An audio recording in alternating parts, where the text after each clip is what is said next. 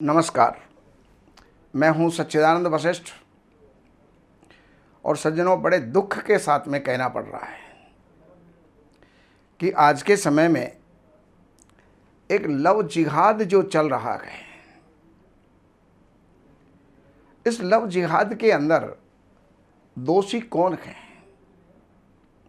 वो लड़का दोषी है, वो लड़की दोषी है, या इनके माता पिता दोषी हैं, या इस समय का दोष है? दोषी कौन है? हर कोई लड़का और लड़की जिसको देखो कि हम रिलेशनशिप में हैं, हम लिव इन में हैं, तो भाई विवाह करने की आवश्यकता क्या है? ये तो जानवरों जैसा व्यवहार हो गया। चलो, हमारा टॉपिक जो है वो है लव जिहाद। तो लव जिहाद के अंदर लड़के भी स्वच्छंद हैं और लड़कियां भी स्वच्छंद हैं।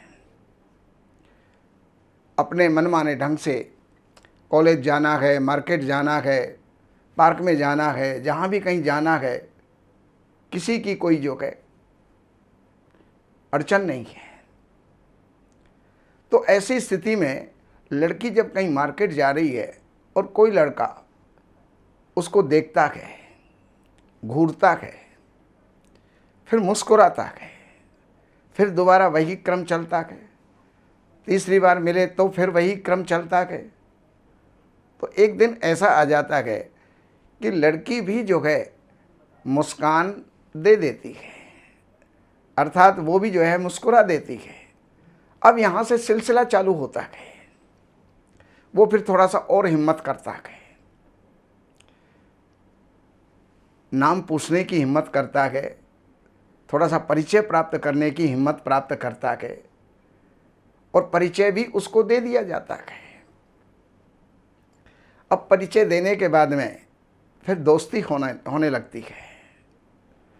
चलो जूस पीते हैं, तो किसी भी जूस की काउंटर पर गए, जूस लिया, पिए, फिर मिले, फिर मिले, फिर मिले, फिर यही क्रम, फिर यही क्रम, फिर यही क्रम। आगे चल के क्या होता है? चलो आज कहीं खाना खाने चलते हैं, और खाना खाने के लिए चले गए, क्योंकि ये स्वाभाविक आकर्षण होता है स्त्री और पुरुष का एक दूसरे के प्रति, लेकिन उसमें विवेक की आवश्यकता है। विवेक का इस्तेमाल करना चाहिए। हम किससे दोस्ती कर रहे हैं, क्यों कर रहे हैं, करें कि ना करें। रेस्टोरेंट चले जाते हैं, खाना खाते हैं, फिर बात बढ़ने लग जाती है। बढ़ते बढ़ते हाथ मिलाने लग जाते हैं, बाहों में बाहें डाल के बैठने लग जाते हैं, और फिर स्थिति आती है होटल पे जाने की। होटल पे भी चले जाते हैं, कुछ दिन इनके संबंध रहते हैं, और फिर संबंधों में दरार आती है, और फिर दुश्मनी इतनी हो जाती है कि किसी की भी हत्या हो जाती है। अब आप बताइए, ये बात स्टार्ट कहाँ से हुई? मुस्कुराने से। अगर लड़की उसको जो है मुस्कान नहीं देती तो बात आगे नहीं बढ़ती। फिर उसके साथ जूस नहीं पीती तो बात और आगे नहीं बढ़ती।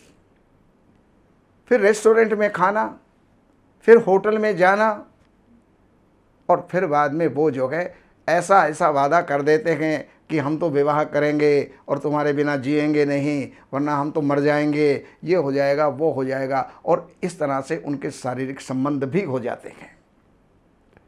और शारीरिक संबंध हो जाने के बाद फिर आँख खुलती है। कब? जब दरार पड़ने लगती है और लड़का कहता है मैं विवाह नहीं करूँगा। तो फिर बात खुलती है। ना तो आपने ये देखा कि वो लड़का कौन है, किस परिवेश का है, किस देश का है, क्या उसका नाम है, आपने सही जानकारी ली भी नहीं कि आत्मसमर्पण कर दिया। अब इसके अंदर ठीक है, लड़के का दोष है, लेकिन लड़की का भी दोष कम नहीं है,